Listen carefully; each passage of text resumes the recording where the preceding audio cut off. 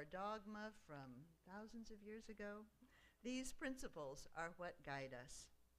We look for wisdom in all of the world's religions and great thinkers, in the natural world around us, and in our own experience. We are currently a lay-led congregation, having just completed a wonderful 3-year term with the Reverend Ruth. I say that a new ministerial search committee has been formed and is just beginning its work. It's kind of a lengthy process, but hopefully we'll be lucky again in finding someone wonderful to come minister to us. If you would like to know more about our fellowship or about Unitarian Universalism in general, you can visit our website at uufec.com or uua.com for the national organization. We also like talking about our fellowship. So after the service, if you have questions, ask anybody. We can help you out. We're so glad you're here. Announcements are listed in the order of service as well as the little insert. There were so many wonderful social justice things coming up. We wanted to make sure you got them all. So we have a lot of announcements and descriptions of upcoming services. Today is our second Sunday potluck, and I understand the Social Justice Committee also has some activities for us during the potluck, or before, after, during. So please, everyone is welcome, whether you are expecting to stay or not. Please join us and learn more about us. The prelude now prepares us for the service.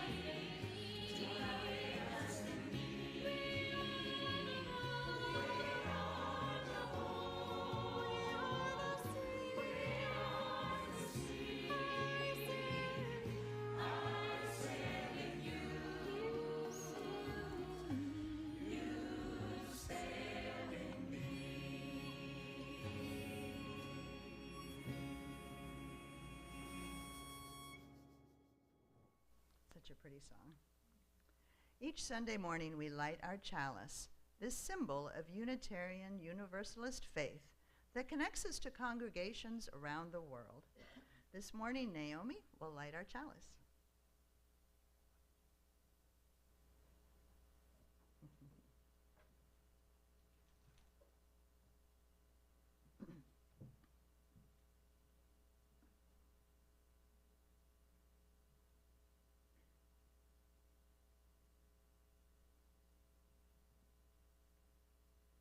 Let this flame be the divine light that shines in each of us, reflected by the truth at the center of every being.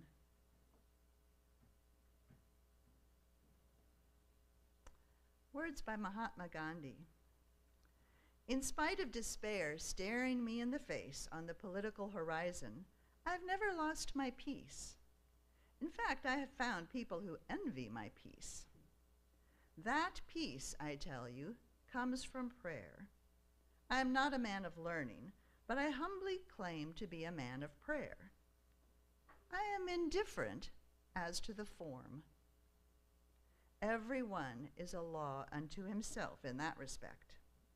But there are some well-marked roads, and it is safe to walk along the beaten tracks trod by the ancient teachers.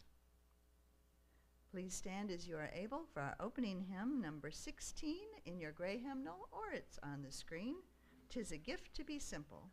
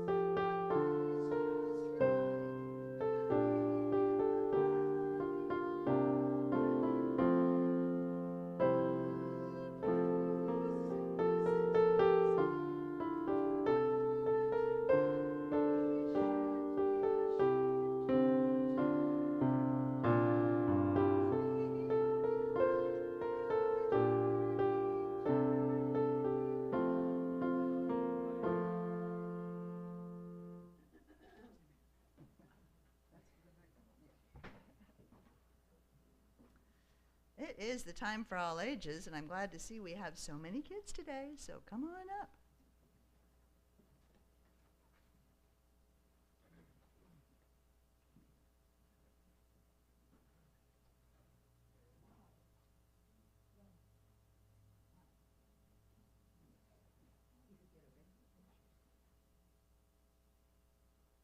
You may notice we have a bit of a beachy theme going on here. Who's been to the beach recently? Anybody built a sandcastle recently? Well, that's kind of what this is about. It's called Jules versus the Ocean. You know, when you hear versus, that makes it sound like, one against the other? Sometimes the ocean can be a little tricky. Here they are. Jules is going to build the biggest, fanciest, most excellent castle that has ever been built. Her sister will be so impressed. Maybe the ocean will help. She's got to start. Do you notice anything right off the bat that might be a bit of a problem?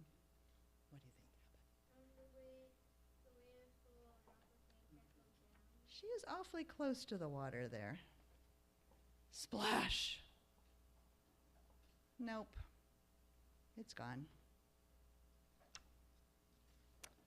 Well, that's okay. Jules will build an even bigger, fancier, more excellent castle, all by herself. Her sister will be so impressed. But you see what's happening, right? Slosh! Jules thinks the ocean might be out to get her. Her sister assures her this happens to everyone. It's probably happened to you too, right? Has me. But you know, she looks around and she sees so many kids making these gorgeous big castles, and they're not having trouble. If Jules wants to make the biggest, fanciest, most excellent castle, she will need to keep an eye on the ocean. And she is watching, but you know what's going to happen, right? Yep. Slap! Not today, ocean. Enough is enough. Jules will not be pushed around. She will stand her ground. Have you ever stood right at the edge of the water? What happens to your feet as the water and the sand keep moving? Wait. Wait for it. Where are her feet? Does that happen to you? It's like they keep sinking lower and lower. It's a trap! No! Bucket! And even her bucket goes away. You see why it's versus the ocean. They are not doing well together. How is Jules supposed to build the biggest, fanciest, most excellent castle now? With no bucket and no hope. Her sister says the ocean isn't doing this on purpose. Maybe she's right. But look, her sister's starting to help. She's pulled her up, got her hair back, starting to build. And who needs a bucket? And they're working, and it's getting taller and taller and taller. Jules cannot believe it. Her sister is so impressed. That is a really awesome castle. This is definitely the biggest, the fanciest, most excellent. That's a really big wave coming. Crash!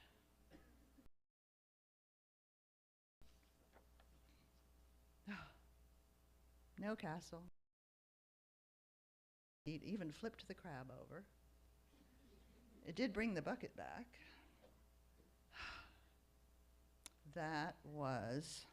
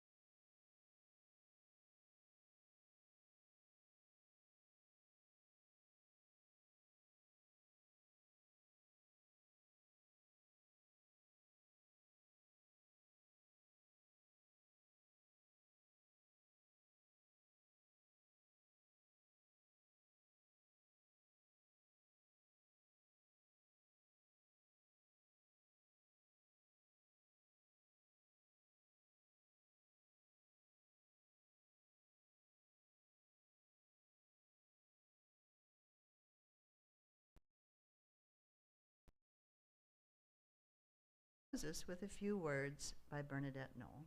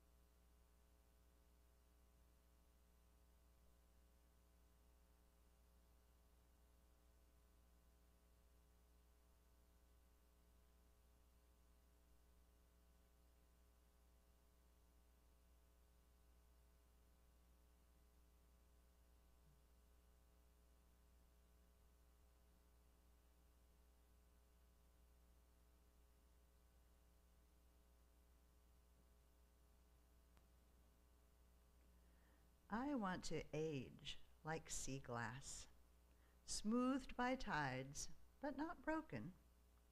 I want my hard edges to soften. I want to ride the waves, go with the flow, and let it carry me. I want to catch a wave to where I belong. I want to be picked up and held gently by those who delight in my well-earned patina and appreciate the changes I went through to achieve that beauty. I want to enjoy the journey and always remember that if you give the ocean something breakable, it will turn into something beautiful. I want to age like sea glass.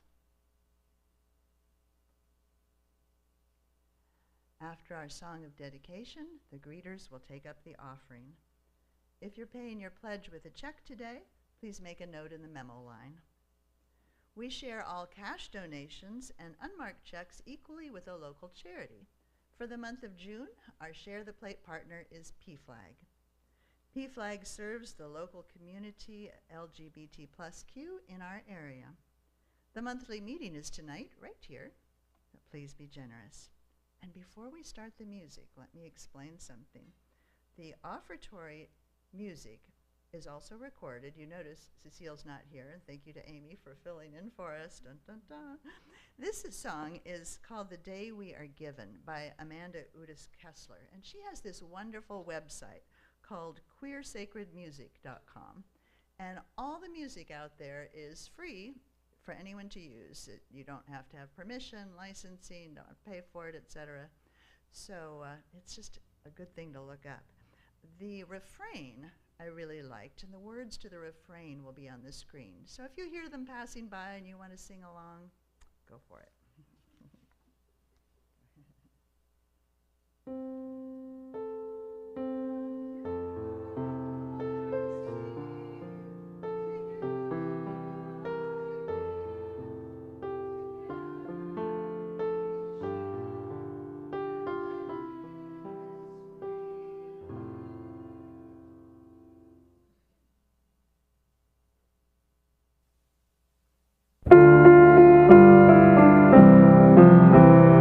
This is the day we are given. Let us rejoice and be glad in it. Let us be kind and compassionate, offering freely our love. Let our hands build a heaven here on this beautiful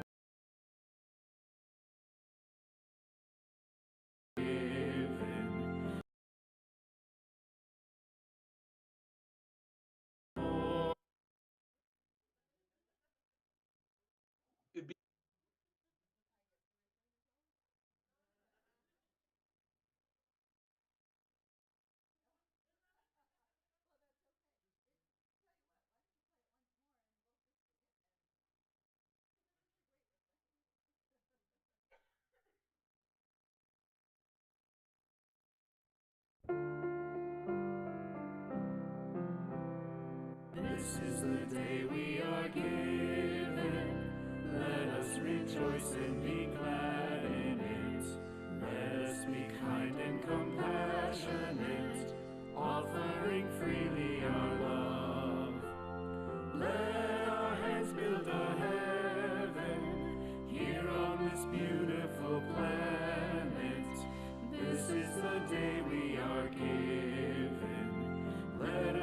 rejoice and be glad. Morning is here, the day sings its beauty, joy has awakened deep in our hearts. All that we know, all that we answer.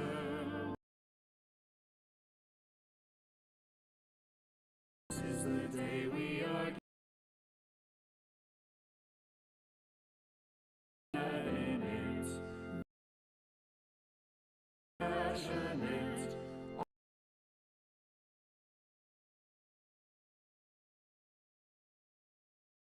Heaven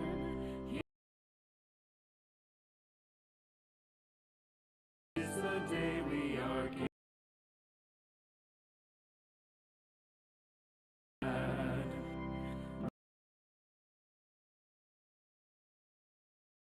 Filled with a body,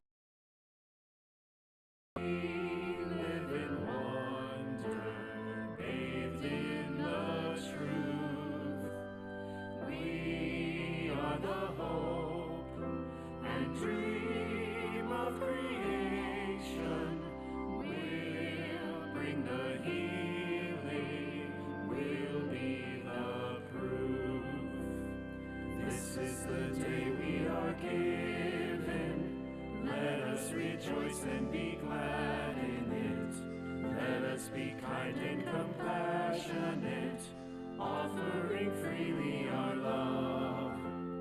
Let our hands build a heaven here on this beautiful planet. This is the day we are given. Let us rejoice and be glad. Morning is here. How shall we greet it? What can we bring to offer our praise? Life starts anew. We stand at the threshold. Now and forever we'll walk in love's ways. Let's build a heaven here on this beautiful planet.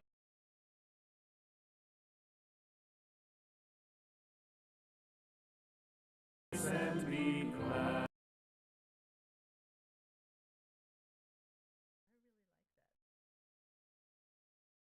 Well, as I mentioned in the beginning, wisdom in many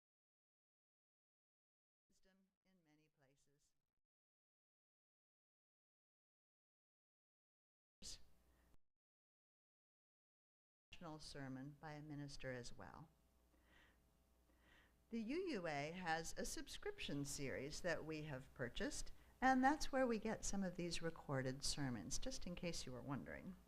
We get one every month, and today we'll be hearing from Reverend David Pyle.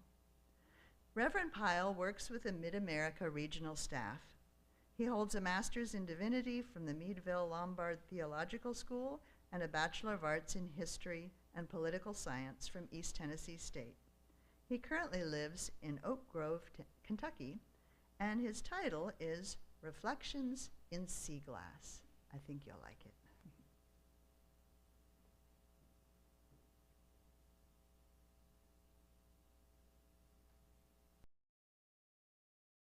Enough. I guess such things often do. I remember the day it began. It was a late afternoon, and my wife Sunday and I were walking the beach in Port Hueneme, California, just about a decade ago. As we were walking, Sunday stopped, leaned over, and picked up something. Usually that meant an interesting shell, maybe a sand dollar. Sunday and I have a collection of shells from all the beaches where we have lived or visited since we became a couple. Sunday exclaimed, "Ooh, sea glass." I had never really seen sea glass before, or so I thought. I have now seen this moment of awakening happen in dozens of other people. In truth, if you've walked beaches for any amount of time at all, you have seen sea glass, but your mind was just not registering having seen it. I've come to believe that you have to be focused on looking for sea glass in order to find it. And once you've learned that focus, you find it all around at most beaches. You can stumble across the small pieces of beauty, wisdom, and truth that surrounds us all the time, but to find them in earnest takes training and intentionality. I will never forget it as Sandy stood back up and her hand was a small piece of green glass. It had been etched over time by the sand and the waves, by collisions with rock, by the etching of a salty sea. It had been battered and worn from the beer bottle it probably once was to this smooth edged, weathered piece of green beauty in her hands. What had begun as trash, as something someone had thrown away, had been turned by time and the world into a jewel. It is in how a truth is worn, how it is weathered by the rough and tumble time and tides that it is brought to its essential nature. A truth that is true new may yet to have found its beauty. My eyes must have lit up, and my heart must have soared, and so began what became my spiritual practice for the next 18 months, walking the beach at Port Hueneme Pier each morning, searching for sea glass. And one of the first realizations in moving into that spiritual practice was, though I walked the beach with my eyes cast downward, searching the sands for small sparks of color, I was not doing so alone. It soon became clear that there was a community of sea glass pickers walking the beach, and that I had yet to be granted full membership into that community. Entrance into any community, especially a spiritual community, takes a little time and effort. While a community must work to be open to allow for those who are new, those seeking entry should also realize that it takes time to build the bridges of relationship and commonality. I remember how I first began to be accepted as a fellow sea glass picker. As I walked my meditative search pattern through a particular pile of rocks, an older woman who was searching the same pile asked if I was looking for sea glass. When I said yes, she smiled, and then opened up the lid on the small cup, the paper cup she carried, and showed me her find. And then in silence, we moved back, each into our individual searches. A common search, but it is no less real.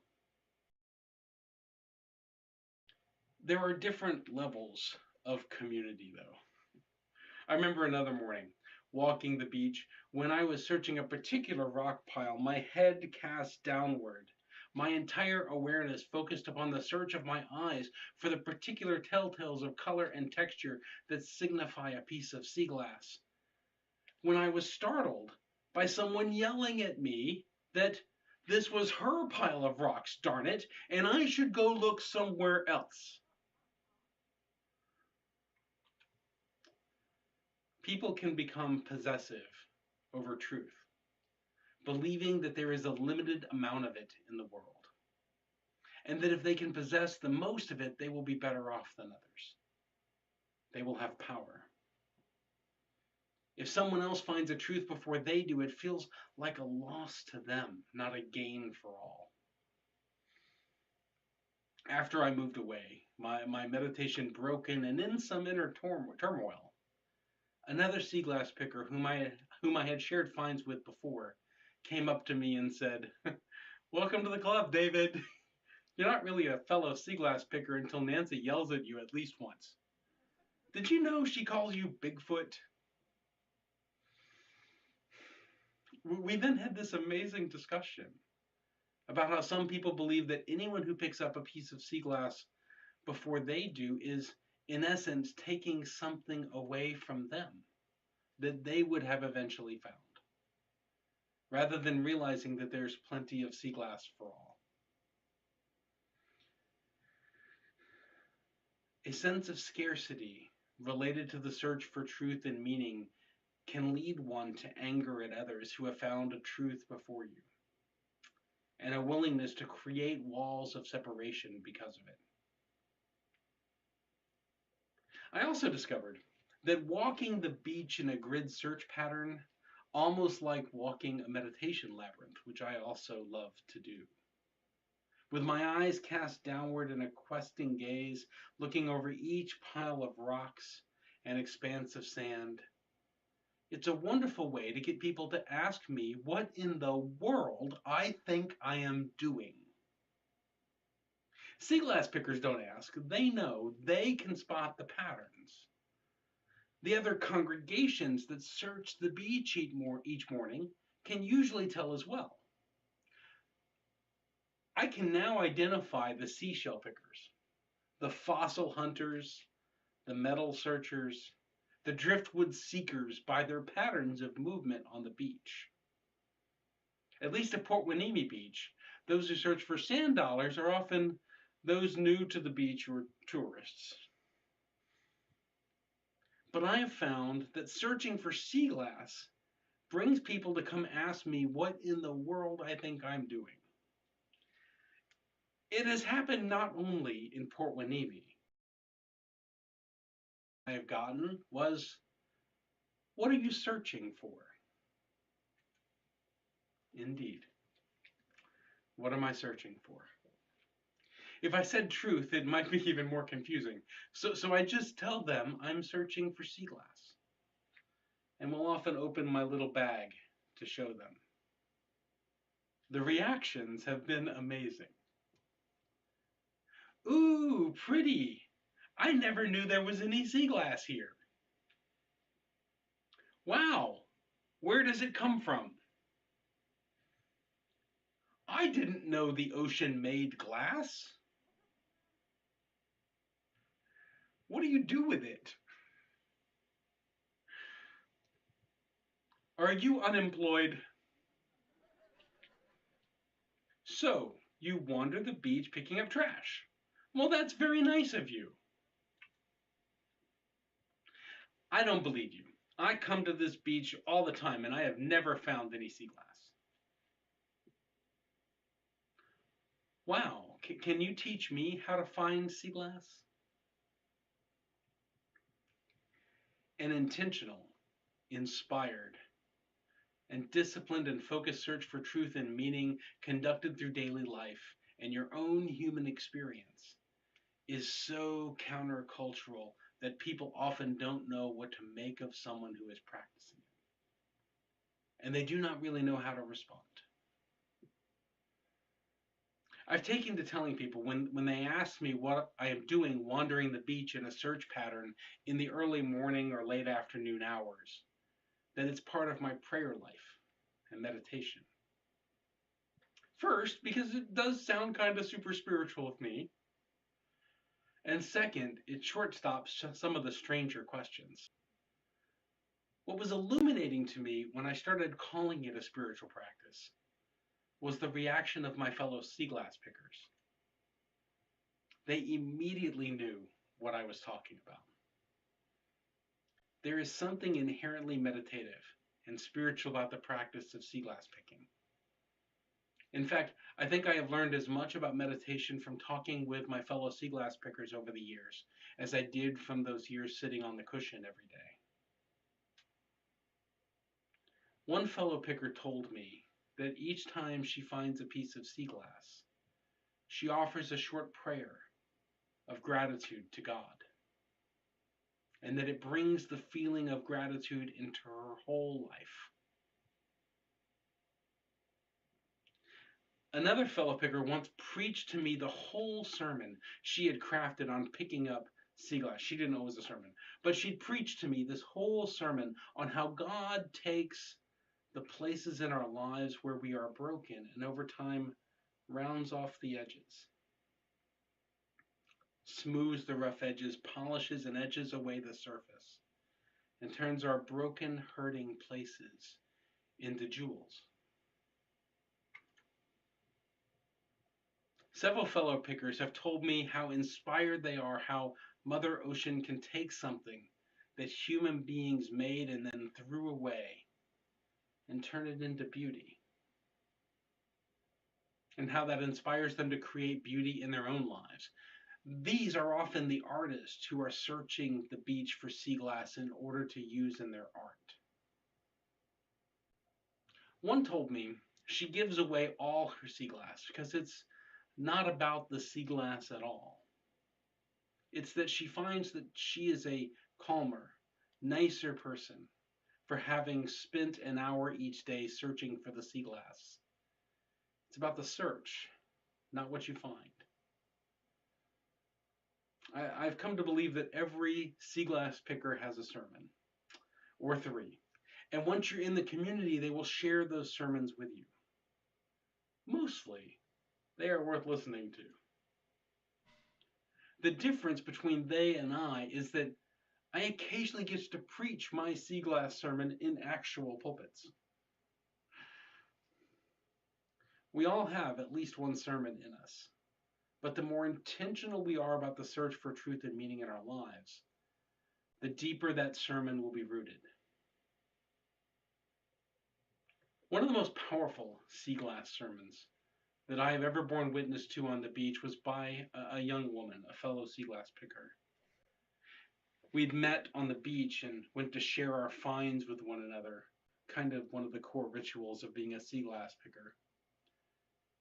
And she shared that one of the most important lessons for her was to learn that not all of the sea glass was yet ready to be sea glass. Not all the glass you find on the beach was ready to be sea glass. It wasn't cooked. It had not yet been weathered enough by the waves and the sands. She shared that one of the most important lessons for her was learning to keep just the fully cooked sea glass and to let the undone sea glass return back to the ocean on its journey to become something beautiful. Not all of the truth you may find is ready to be held forth. Truth takes time to develop, to have the extraneous worn away, to get down to the essential. This kind of truth that has been worn by time and tides, by wind and waves, it goes by many names. Some may call it scripture. Others may call it wisdom. Over time and experience, you get to know when a truth is fully cooked. But you have to learn how to recognize it. Too often, a truth is held forth. When you have covered a particular section of beach, you've never found it all. It did take me a while to realize that the color of the sea glass that I would find had a lot to do with the direction and the amount of sunlight. If there is not much sunlight, then I'm most likely to see the green sea glass. And indeed, it is the easiest to see in any light. In diffuse sunlight, I'm most likely to find the sea glass that is clear when it's wet and turns white when it's dry. The most difficult sea glass to find is the brown, because it often looks just like the rocks, unless there is direct sunlight upon it. Any sea glass can be found in any light. Just some types of light make the color easier to see. And then there are what I think of as the special colors, rarest of colors. Blue is the easiest of these to see, but it is still rare. I found blue in many different shades, from dark to teal.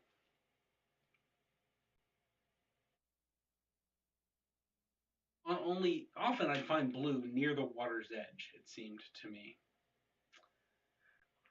On only 3 occasions of my life, I have found that what I thought was a piece of brown, but when I held it up to the light, my heart would stop because I would see that it was a piece of red. My pieces of red are ones I cherish. One time, I made it all the way home from the beach, and I was drying and cleaning my sea glass that I had found that day when Sandy, my wife, picked up a piece, and we noticed in the light that it was not brown, it was red. I also cherish the 2 pieces of yellow and 1 piece of orange, as well as 3 sea glass marbles that I had found, glass marbles that have been etched by the time and tide. And I also have this one leaded piece of glass with wire frame running through it. And I've told myself stories about where that one could possibly have come from. Truth etched by time and tides into wisdom can be found differently at different times in your life. Sometimes the light from you is shining just right to see something that has always been there, but has never been illuminated before. I remember early on in my sea glass picking, where I would think there was no point in going over a section of beach that I knew a fellow picker had already been over. Then one morning, there were so many pickers out, I almost just walked home. But I'd come all this way, so I went out and I started walking the beach, and I found amazingly beautiful piece after beautiful piece over ground that I know others had already covered. Later, I took to walking over the same bit of beach several times during the same morning. And each time I'd either not seen before or had arrived since my last pass. The beach is always changing after all, and just as I am always changing. Each time I walk over an area, I bring a different perspective, a different angle to the light. Others stepping on the rocks uncover something that might be underneath. Each wave passes through, brings the new, and uncovers what was already there. You've never found all the truth, beauty, and wisdom there is to find. The universe is full of more truth, beauty, and wisdom than can ever be uncovered. Sometimes it is obscured, but often it is simply that the last time you looked, you were not yet ready or able to see it. So while we seek new places to search for truth, beauty, and wisdom, we should not neglect the ground that we've already covered. It always contains treasures to be found anew. So may it be, blessed be, and amen.